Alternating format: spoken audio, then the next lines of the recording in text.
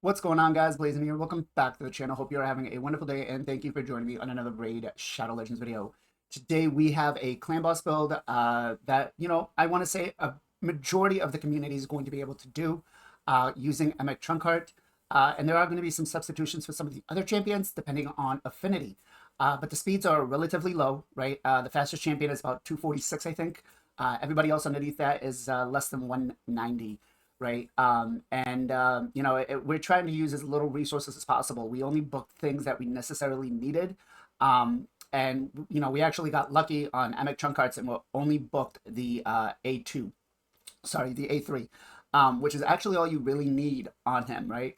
Now this comp is going to work if you haven't fully booked or if you just have the A3 booked, but you do need the A3. Unfortunately, I tried working with some books without the A3 for clan boss, and it wasn't really helping us, right? It wasn't really working. There's nothing that I could really find that was going to be consistent, that had relatively achievable speeds. Everything else was pretty crazy out there. So there is going to be a 2-key Ultra Nightmare team. It is going to be affinity friendly. So it is going to be one of those teams where you can set it, walk away, and come back. Now, let's get into the run. All right, so we have Emic Trunkheart, we have Rosin, we have Dracomorph, we have Doom Priest, and we have the Mtha. Now, depending on affinity, right? When it's magic affinity, you really need a block damage champion there, right? So you could put in a Warcaster. You could actually even bring in a Maneater if you wanted to. The speeds are a little different on that one, but you could bring in a Sir Nick, right? You just need somebody that's either going to have a 2-turn unkillable or an unkillable or a block damage for the whole team, not just for themselves. Now, when it's not magic affinity, when it is spirit affinity, you can definitely bring in a Skull Crusher, which is going to increase the amount of damage you do because of the counterattack. But you'll have to take the Rosin out, right? Which you would anyways, because he's negative affinity. You would want a more of a positive affinity champion. So yeah, that's pretty much about it. You could replace the Doom Priest with any sort of cleanser. If you have a Truhanarok, you can bring Truhanarok in. If you have a Brogni, you can bring Brogni in. And as for the damage dealers, it's really up to you. I did want to use Newt on this because I think Newt can get us pretty close to a 1-key. But Newt is negative affinity for magic, so we will try it on Force and on Void and on Spirit and see if that helps. But unfortunately, with this new quick battle system, the moment everybody wakes up, it's an automatic click. Clan boss is already changed before I even get up. So short of just leaving my clan and rejoining, can't really help out on that, especially now because we got the Hydro Clash. So, but let's get into the run. It is full auto from the start, right? Again, Emic Trunkheart, it's only his A3 that is fully booked, right? We managed to just use 2 books and we got it, so we were kind of happy on that. Now everybody else, books are going to be optional. The Mtha is actually on a 4-turn cooldown for her block passive, for her block damage. So you could just get 1 book in that and then don't care about anything else. You don't care about booking the A2, A1, none of that, right? Your damage dealers, you book them, they do better damage. Doom Priest does not need any book. So it's a fairly achievable team for you to achieve with minimal amounts of resources, right? And the gear can always be scaled up if you have it. And it's got a lot of room for improvement. So I'm going to let this play out. I will be back at the end of this, and I will go through the AI setup along with going through the champions.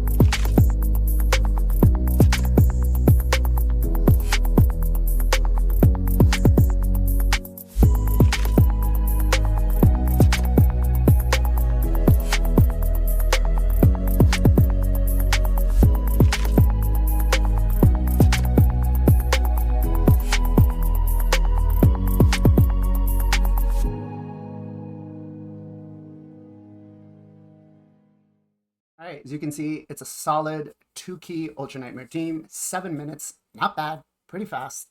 You know, granted, if you're using the auto battle feature, it doesn't really help you, but if you're still one of those players that has not unlocked that, it is a time save. Now, we have Emek with 4 million damage, Rosin with 9.7, almost 10 million.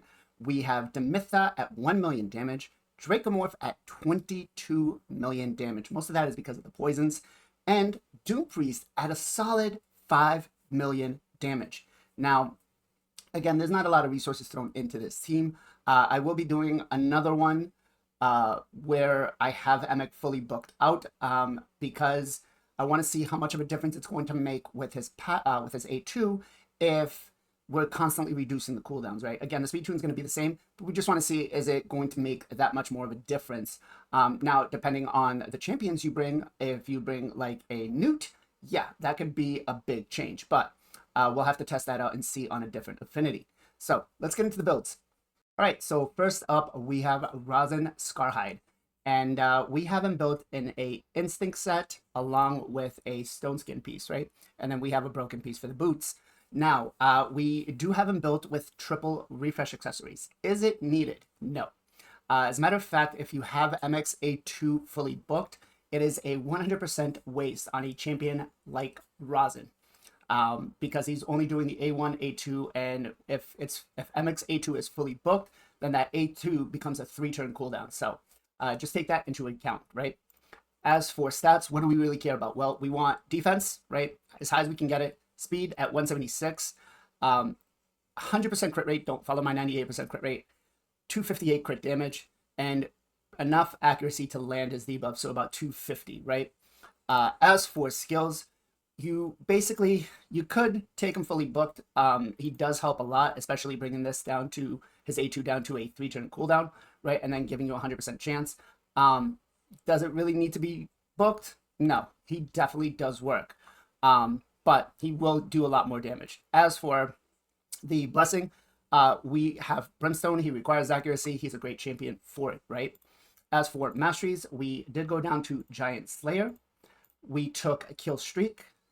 We took Cycle of Violence, right? So we can use him in other areas of the game. Now, because he's not in a block damage comp, what you actually want to take is Grim Resolve over Heart of Glory, right? You get a little more damage out of it. As for the defense tree, we went down and took Deterrence, right? And then we took Retribution. Next up, we have Dracomorph. Now, Dracomorph is in a Savage and Cruel set. Is it needed? Absolutely not. Does it help? Maybe a little, but that's really much about it. He would be a great candidate for the refresh accessories because we're only really using his A1 and A2, right? We're not using the A3 at all whatsoever. So for Draco, we want as much attack as possible. We have 5.4. We want 176 speed. 95 crit rate is what I currently have. You want to succeed. You want to try to push for 100 as much as possible. 251 crit damage, and then enough accuracy to be able to land his poisons. So 250 or above. As for skills, we do have him fully booked. Now, honestly, all you really need is the A1, A2 booked. If you don't get the A3, c'est la vie, mon ami. Let it go. It is what it is. You know, is he worth books? Yes. He has fallen off from the clan boss meta quite a while ago. I really would like to see another buff done on him, especially from what he used to be. But yeah, blessings wise, we took Phantom Touch. Now, if you didn't have Brimstone from Rosin or from your other legendaries, I would put Brimstone on him, right?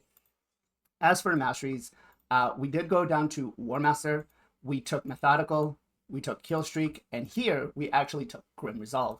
As for the support tree, we just basically took your standard accuracy for Clan Boss, right? Swarm Spider, Laura Steel, and Master Hexer.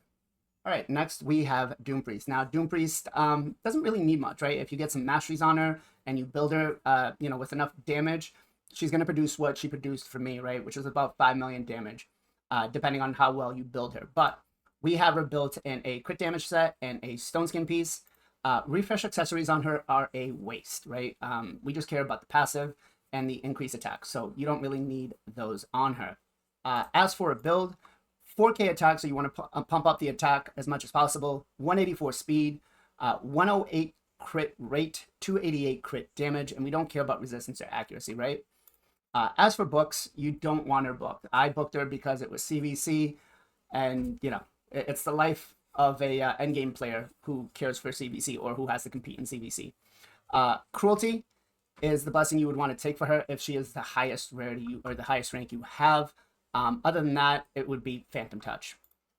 As for masteries, we did go down to War Master.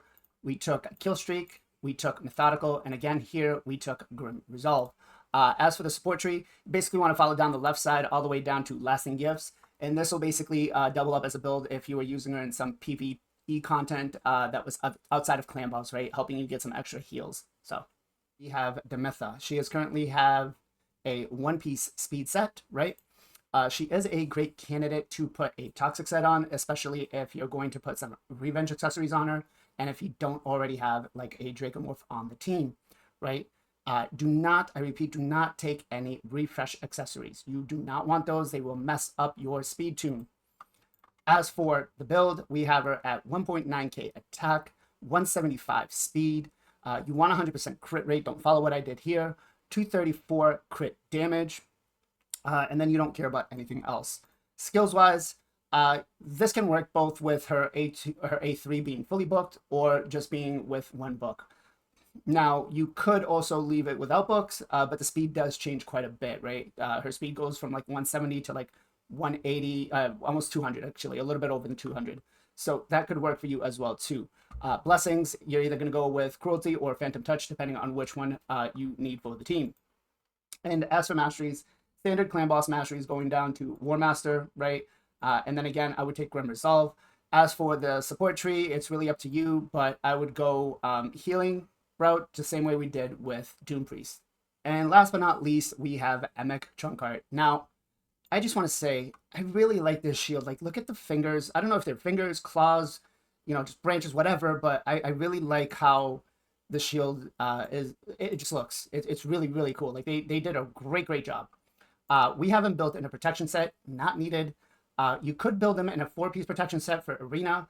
Probably not the best set. I would suggest going with like Bolster, right, because of the passive. But as for the build, we have him with 78k HP. The next thing we care about is speed, 100% crit rate, and 187 crit damage, 185 crit damage.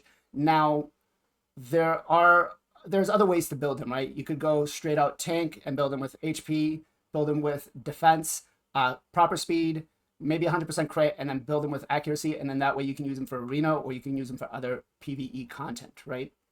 But this is what we did for this build. Skills wise, we actually only need his A3 booked, right? Does it help to book the A2? Of course it does. It's actually, depending on the damage dealer you have, it will make it easier for you to get more damage, right?